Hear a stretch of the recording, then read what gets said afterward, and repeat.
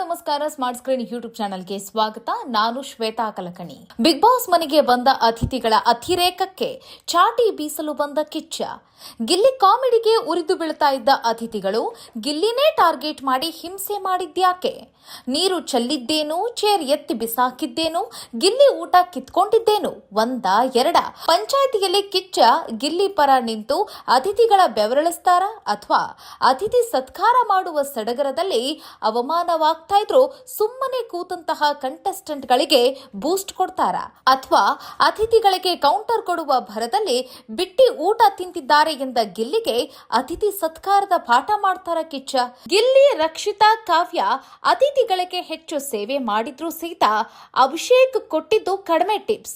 ಕಿಚ್ಚ ಮ್ಯಾನೇಜರ್ಗೆ ತರಾಟೆ ತೆಗೆದುಕೊಂಡು ಕಡಿಮೆ ಟಿಪ್ಸ್ ಯಾಕೆ ಕೊಟ್ರಿ ಅಂತ ಕೇಳ್ತಾರ. ಏನಾಗ್ಬೋದು ಇವತ್ತಿನ ಪಂಚಾಯಿತಿಯಲ್ಲಿ? ಬನ್ನಿ ನೋಡ್ತಾ ಹೋಗೋಣ. ವಿಡಿಯೋನ ಅಂತ್ಯದವರೆಗೂ ನೋಡಿ. ವಿಡಿಯೋ ಇಷ್ಟ ಆಗಿದ್ರೆ ಲೈಕ್, ಶೇರ್, ಕಾಮೆಂಟ್, ಸಬ್ಸ್ಕ್ರೈಬ್ ಮಾಡೋದನ್ನ ಮರಿಬೇಡಿ. ಕಳೆದೆಲ್ಲ ವಾರಗಳಿಗಿಂತ ಈ ವಾರ ತುಂಬಾ ವಿಭಿನ್ನವಾಗಿತ್ತು. ಯಾಕೆಂತಂದ್ರೆ ಕಳೆದ ಸೀಸನ್ ನಲ್ಲಿ ಟಾಪ್ ಕಂಟೆಸ್ಟೆಂಟ್ ಗಳಾದಂತಹ ರಜತ್ ಆಗ್ಲಿ, ಮಂಜು, ಮೋಕ್ಷಿತಾ, ತ್ರಿವಿಕ್ರಮ್, ಚೈತ್ರ ಇವರು ಸೀಸನ್ 11ರಲ್ಲಿ ಅಬ್ಬರಿಸಿದಂತಹ ಕಂಟೆಸ್ಟೆಂಟ್ಗಳು. ಇವರನ್ನ ಸೀಸನ್ 12ರ ಬಿಗ್ ಬಾಸ್ ಮನೆಗೆ ಕಳಿಸಿದ್ರೆ ಹೇಗಿರುತ್ತೆ ಅಂತ ನೋಡ್ಬೇಕು ಅಂತ ಹೇಳಿ ಜನ ಕಾಯ್ತಾ ಇದ್ರು. ಅದರ ಹಂಗಿಗೆ ಈ ಸೀಸನ್ ನಲ್ಲಿ ಈ 5ರನ್ನು ಕೂಡ ಅತಿಥಿಗಳಾಗಿ ಬಿಗ್ ಬಾಸ್ ಮನೆ ಒಳಗಡೆ ಬಿಟ್ಟಿರ್ತಾರೆ. ಆದ್ರೆ ಆಗಿದ್ದೇನು ಅಂತಂದ್ರೆ ಉಲ್ಟಾ ಪಲ್ಟಾ. ಅಂದ್ರೆ ಅತಿಥಿಗಳಾಗಿ ಇರಬೇಕಾದವರು ಅತಿರೇಕದ ವರ್ತನೆಯನ್ನ ತೋರಿದ್ರು. ನಂತರ ಸತ್ಕಾರ ಮಾಡುವ ಭರದಲ್ಲಿ ಇವರು ಎಷ್ಟೆಲ್ಲ ಅವಮಾನ ಮಾಡ್ತಾ ಇದ್ರು ಸಹಿತ ಕಂಟೆಸ್ಟೆಂಟ್ಗಳು ಅದನ್ನ ಅನುಭವಿಸ್ತಾನೆ ಹೋದ್ರು ವಿನಃ ಅವರ ವಿರುದ್ಧ ವಾಯ್ಸ್ ರೈಸ್ ಮಾಡ್ಲೇ ಇಲ್ಲ. ಮತ್ತೆ ಯಾವುದು ಸರಿ ಯಾವುದು ತಪ್ಪು ಅನ್ನೋದನ್ನ ಅನಲೈಸೇಷನ್ ಕೂಡ ಮಾಡ್ತಿರ್ಲಿಲ್ಲ. ಇನ್ನೊಂದು ಕಡೆಗೆ ಗಿಲ್ಲಿಗೆ ಅಷ್ಟೆಲ್ಲ ಟಾರ್ಗೆಟ್ ಮಾಡ್ತಾ ಇದ್ರು ಸಹಿತ ಬಾಯಿ ಮುಚ್ಕೊಂಡು ಸುಮ್ಮನೆ ಕುಳಿತು ಬಿಟ್ರು ಉಳಿದಂತಹ ಕಂಟೆಸ್ಟೆಂಟ್ಗಳು. ಇದೆಲ್ಲ ವಿಚಾರವನ್ನ ನೋಡಿದಂತಹ ಜನಗಳು ಪಂಚಾಯಿತಿಯಲ್ಲಿ ಅತಿಥಿಗಳ ಅತಿರೇಕಕ್ಕೆ ಕಿಚ್ಚ ಬಂದು ಮದ್ದರಿತಾರೆ ಅಂತ ಹೇಳಿ ಮಾತಾಡಿದ್ರು. ಅದರಂತೆಯೇ ಇವತ್ತಿನ ಪ್ರೋಮೋದಲ್ಲಿ ಒಂದಷ್ಟು ಅಪ್ಡೇಟ್ಸ್ ಗಳಿದೆ. ಅಂತಂದ್ರೆ ಹೆಚ್ಚಾಗಿ ಕಿಚ್ಚ ಅತಿಥಿಗಳು ಯಾವ ರೀತಿಯಾಗಿ ವರ್ತನೆಯನ್ನ ಮಾಡಿದ್ರು ಅನ್ನೋದ್ರ ಬಗ್ಗೆ ಹೈಲೈಟ್ ಆಗಿ ಮಾತಾಡ್ತಿದ್ದಾರೆ. ಹಾಗೆ ಕಿಚ್ಚ ಸುದೀಪ್ ಅವರು ಗಿಲ್ಲಿಗೆ ಆದಂತಹ ಅವಮಾನ ಮತ್ತೆ ಕೆಲವೊಂದು ಕಡೆ ಗಿಲ್ಲಿ ಮಾತಿನ ಬರದಲ್ಲಿ ಅತಿಥಿಗಳಿಗೆ ಊಟ ತಿಂದಿದ್ದರ ಬಗ್ಗೆ ಮಾತನಾಡಿರುವಂತದ್ದು, ಕೆಲವೊಂದಿಷ್ಟು ವಿಚಾರಗಳನ್ನು ಕೂಡ ಎತ್ತಿ ಹಿಡಿದಿದ್ದಾರೆ. ಸೊ ಹಾಗಾದ್ರೆ ಯಾರಿಗೆ ಪ್ರಶ್ನೆ ಮಾಡ್ತಾರೆ, ಯಾರಿಗೆ ಉಗಿದು ಉಪ್ಪಿನಕಾಯಿ ಹಾಕ್ತಾರೆ, ಮತ್ತೆ ಯಾರ ಪರ ನಿಂತ್ಕೊಳ್ತಾರೆ ಅನ್ನೋದೇ ಟ್ವಿಸ್ಟ್ ಇರುವಂತದ್ದು. ಸೊ ಹಾಗಾದ್ರೆ ಏನೇನೆಲ್ಲ ಆಗ್ಬೋದು ಪಂಚಾಯಿತಿಯಲ್ಲಿ ಅನ್ನೋದನ್ನ ಒನ್ ಬೈ ಒನ್ ನೋಡ್ತಾ ಹೋಗೋಣ. ವೀಕ್ಷಕರೇ, ಈ ವಾರ ಏನಾಯ್ತು ಅಂತಂದ್ರೆ ಅತಿಥಿಗಳು ಬಿಗ್ ಬಾಸ್ ಮನೆ ಒಳಗಡೆ ಕಾಲ್ ಇಡ್ತಾ ಇದ್ದಂತೆ ನಿಮಗೊತ್ತು ಗಿಲ್ಲಿ ಎಲ್ಲರಿಗೂ ಕೂಡ ಮಾತಿನ ಮೂಲಕ ಕೌಂಟರ್ ಕೊಡೋದು, ಕಾಮಿಡಿ ಮಾಡ್ತಾನೆ ವಿಷಯಗಳನ್ನ ತಲುಪಿಸುವಂತದ್ದು. ಅಂದ್ರೆ ಯಾವಾಗ್ಲೂ ಕೂಡ ಅವ್ರದ್ದು ಏನ್ ಮ್ಯಾನರಿಸಮ್ ಇದೆಯಲ್ಲ ಅದೇ ರೀತಿಯಾಗಿ ಜನಗಳ ಮನಸ್ಸಿಗೆ ಹತ್ರ ಆಗಿದ್ದಾರೆ ಅವರು. ಈ 5 ಅತಿಥಿಗಳೇನಿದಾರಲ್ಲ ಗಿಲ್ಲಿ ಬಗ್ಗೆ ಗೊತ್ತೇ ಇಲ್ಲ ಅನ್ನೋ ಹಾಗಿಲ್ಲ. ಗಿಲ್ಲಿ ಬಗ್ಗೆ ತುಂಬಾ ಚೆನ್ನಾಗಿ ಅರ್ಥನೂ ಮಾಡ್ಕೊಂಡಿದ್ದಾರೆ. ಮತ್ತೆ ಅವ್ರಿಗೆ ಹೊರಗಡೆ ಎಷ್ಟು ಫ್ಯಾನ್ ಫಾಲೋವಿಂಗ್ ಇದೆ ಅನ್ನೋದು ಕೂಡ ಗೊತ್ತಿದೆ. ಸೊ ಈ ಸೀಸನ್ ನ ಬಹುತೇಕ ವಿನ್ನರ್ ಗಿಲ್ಲಿ ಆಗ್ತಾರೆ ಅನ್ನೋ ಅಂದಾಜು ಕೂಡ ಈ 5 ಅತಿಥಿಗಳಿಗೂ ಕೂಡ ಇತ್ತು. ಆದ್ರೂ ಸಹಿತ ಗಿಲ್ಲಿ ಏನೇ ಮಾತಾಡಿದ್ರು ಸಹಿತ ಅದಕ್ಕೊಂದು ತಿರುಗಿ ಉತ್ತರ ಕೊಡೋದು, ಮತ್ತೆ ಅವಾಜ್ ಹಾಕೋದು, ಮತ್ತೆ ಹುಚ್ಚುಚ್ಚರ ರೀತಿಯಾಗಿ ಆತನನ್ನ ಟಾರ್ಗೆಟ್ ಮಾಡೋದು, ಹಿಂಸೆ ಮಾಡೋದು, ಕುಗ್ಗಿಸುವಂಥದ್ದು. ಇನ್ನೇನು ಗಿಲ್ಲಿ ಅಳಬೇಕು ನೋಡಿ ಆ ಒಂದು ಸ್ಟೇಜ್ ವರ್ಗೂ ಕೂಡ ಹಿಂಸೆನ ಮಾಡಿದ್ದಾರೆ ಅತಿಥಿಗಳು ಅಂತಂದ್ರೆ ಕೂಡ ತಪ್ಪಿಲ್ಲ. ಕೆಲವೊಂದು ಕಡೆ ನೀವು ಗಮನಿಸಬಹುದು ವಿತೌಟ್ ಪರ್ಮಿಷನ್ ಅಂತಂದ್ರೆ ಮಂಜು ಗಿಲ್ಲಿಯ ಶೇವ್ನ ಮಾಡ್ತಾರೆ, ಗಡ್ಡ ಬೋಳಿಸ್ತಾರೆ, ಅದನ್ನ ನೀವು ಗಮನಿಸಬಹುದು. ಅದೆಲ್ಲವೂ ಕೂಡ ಮಾಡೋದು ಅತಿರೇಕದ ವರ್ತನೆ ಅಲ್ವಾ? ಕಂಟೆಸ್ಟೆಂಟ್ ಗಳಿಂದ ಕ್ರಿಯೇಟಿವ್ ಆಗಿ ಸೇವೆಯನ್ನ ಪಡಿಬೇಕಾಗಿದ್ದು ಅತಿಥಿಗಳ ಕರ್ತವ್ಯ ಆಗಿತ್ತು. ಆದ್ರೆ ಅತಿಥಿಗಳು ಮಾಡಿದ್ದೇನು ಅಂತಂದ್ರೆ ಕಂಟೆಸ್ಟೆಂಟ್ ಗಳ ಮೇಲೆ ಸವಾರಿ ಮಾಡ್ಲಿಕ್ಕೆ ಹೋದ್ರು. ಅದರಲ್ಲೂ ಹೆಚ್ಚಾಗಿ ಗಿಲ್ಲಿನೇ ಟಾರ್ಗೆಟ್ ಮಾಡಿ ಹಿಂಸೆ ಮಾಡ್ತಾ ಇದ್ದಿದ್ದು ಮಾತ್ರ ನೋಡುವಂತ ಜನಗಳಿಗೆ ಅತಿಥಿಗಳ ಅತಿರೇಕ ಅಂತ ಅನಿಸಿತ್ತು.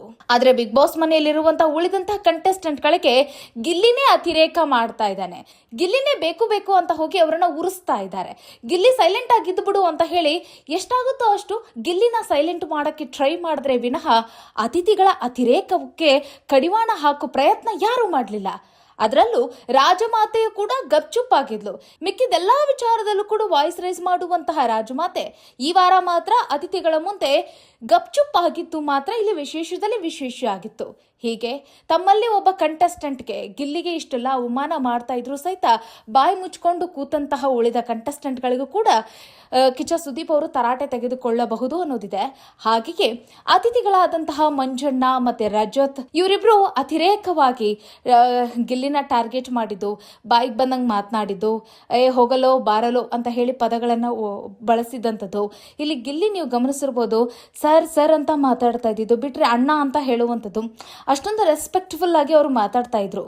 ಮತ್ತೆ ಕೆಲವೊಂದು ಕಡೆ ಮಂಜು ಅಂತೂ ಉಳಿದಂತ ಕಂಟೆಸ್ಟೆಂಟ್ಗಳಿಗೆಲ್ಲರೂ ಕೂಡ, ಅದರಲ್ಲೂ ಮಂಜು ಅತಿರೇಕದ ವರ್ತನೆಯನ್ನ ಕೇಳಲಿಕ್ಕೆ ಹೋಗ್ಬೇಡಿ. ಸುಮ್ಮನೆ ಡೈನಿಂಗ್ ಟೇಬಲ್ ಮೇಲೆ ನೀರ್ ಹಾಕೋದು, ಮತ್ತೆ ಆ ಚೇರ್ ಗಳನ್ನ ಎತ್ತೆತ್ತಿ ಬಿಸಾಕೋದು, ರಂಪಾಟ ಮಾಡೋದು.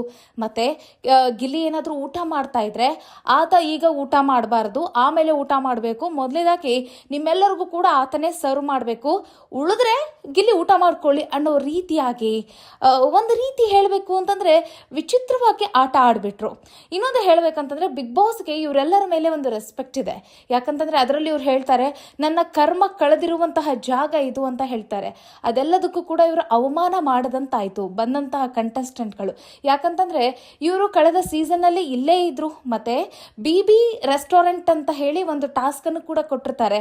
ಆಗ ಯಾರು ಈ ರೀತಿಯಾಗಿ ವರ್ತನೆಯನ್ನ ಮಾಡಿದ್ರು ನೋಡಿ, ಅವ್ರಿಗೆ ಸರಿಯಾಗಿ ಹಿಗ್ಗಾಮುಗ್ಗ ತರಾಟೆಯನ್ನು ತೆಗೆದುಕೊಂಡ್ರು ಕಿಚ್ಚ ಸುದೀಪ್ ಅವರು. ಅದಿನ್ನೂ ಕೂಡ ಇವ್ರಿಗೆ ನೆನಪಿಲ್ಲ ಅಂತ ಅನ್ಸುತ್ತೆ. ಸೊ ಆ ಒಂದು ವಿಡಿಯೋ ತುಣುಕುಗಳನ್ನೇ ಹಾಕಿ ಸೋಷಿಯಲ್ ಮೀಡಿಯಾದಲ್ಲಿ ಸರಿಯಾಗಿ ಟ್ರೋಲ್ ಮಾಡಿದ್ರು. ಇಷ್ಟೆಲ್ಲ ಬುದ್ಧಿವಾದ ಹೇಳಿಸ್ಕೊಂಡಿದ್ರು ಸಹಿತ ಮತ್ತದೇ ಚಾಳಿಯನ್ನ ಇವರು ವಾಪಸ್ ಮಾಡ್ತಾ ಇದ್ದಾರಲ್ಲ, ಹಂಗೆ ಆಡ್ತಾ ಇದ್ದಾರಲ್ಲ ಅಂತ ಹೇಳಿ ಸುಮ್ಮನೆ ಹಂಗಂದ್ರೆ ಬಿಗ್ ಬಾಸ್ ಅಂತಂದ್ರೆ ಇವರೇನು ಸುಮ್ಮನೆ ಶಾಪಿಗೆ ಬರ್ತಾರ ಅನ್ನೋ ರೀತಿಯಾಗಿ ಕೂಡ ಆಯ್ತು. ಸೊ ಅದ್ರ ಬಗ್ಗೆ ನಿಮ್ಮ ಕಾಮೆಂಟ್ ಏನು? ಮತ್ತೆ ಸುದೀಪ್ ಅವರು ಯಾವೆಲ್ಲ ರೀತಿಯಾಗಿ ಇವರ ಕೊಬ್ಬನ ಇಳಿಸ್ತಾರೆ, ಅಹಂಕಾರವನ್ನ ಇಳಿಸ್ತಾರೆ, ಇವರಿಗೆ ಚಾಟಿ ಬೀಸ್ತಾರೆ ಅನ್ನೋದನ್ನ ಕಾದ್ ನೋಡೋಣ. ಇನ್ನೊಂದು ವಿಶೇಷ ಅಂತಂದ್ರೆ ಇವ್ರಿಗೆಲ್ಲರನ್ನು ಕೂಡ ಹಂಗೆ ಸೆಂಡ್ ಅಪ್ ಮಾಡಿಬಿಡ್ತಾರ ಅಥವಾ ಪಂಚಾಯತಿಯಲ್ಲಿ ಉಳಿಸ್ಕೊಳ್ತಾರ ಅನ್ನೋದನ್ನು ಕೂಡ ಕಾದ್ ನೋಡ್ಬೇಕಾಗತ್ತೆ. ಯಾಕಂತಂದ್ರೆ ಈ ವಾರದ ಅವಾಂತರದಲ್ಲಿ ಅತಿ ಹೆಚ್ಚಿನ ಪರ್ಫಾರ್ಮೆನ್ಸ್ ಇದ್ದಿದ್ದೇ ಅತಿಥಿಗಳದಲ್ವಾ. ಹಾಗಾಗಿ ಸೀಸನ್ 12ರ 9ನೇ ಪಂಚಾಯತಿಯಲ್ಲಿ ಓಲ್ಡ್ ಕಂಟೆಸ್ಟೆಂಟ್ ಅಂದ್ರೆ 11ನೇ ಸೀಸನ್ನ ಕಂಟೆಸ್ಟೆಂಟ್ಗಳು ಈ ವಾರದ ಪಂಚಾಯಿತಿಯಲ್ಲಿ ಕೂಡ ಇರ್ತಾರೆ, ಮುಖಕ್ಕೆ ಮಂಗಳಾರತಿ ಮಾಡಿಸ್ಕೊಂಡು ಹೋಗ್ತಾರೆ ಅನ್ನೋದು ಬಹುತೇಕ ಖಚಿತ ಆಗಿದೆ.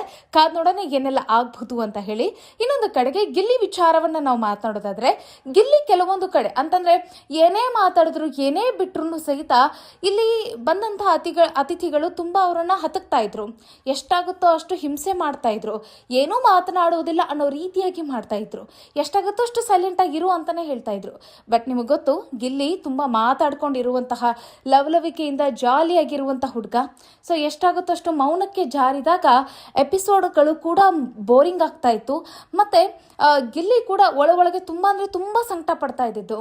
ಕೆಲವೊಂದು ಕಡೆ ಅತ್ತೇ ಬಿಡ್ತಾರೇನೋ ಅನ್ನೋ ರೀತಿಯಾಗಿರ್ತಿತ್ತು. ಆದ್ರೆ ತುಂಬಾ ತಮ್ಮ ದುಃಖವನ್ನು ಅವರು ನುಂಗಿದ್ದಾರೆ ಅಂತಂದ್ರೂ ಕೂಡ ತಪ್ಪಿಲ್ಲ.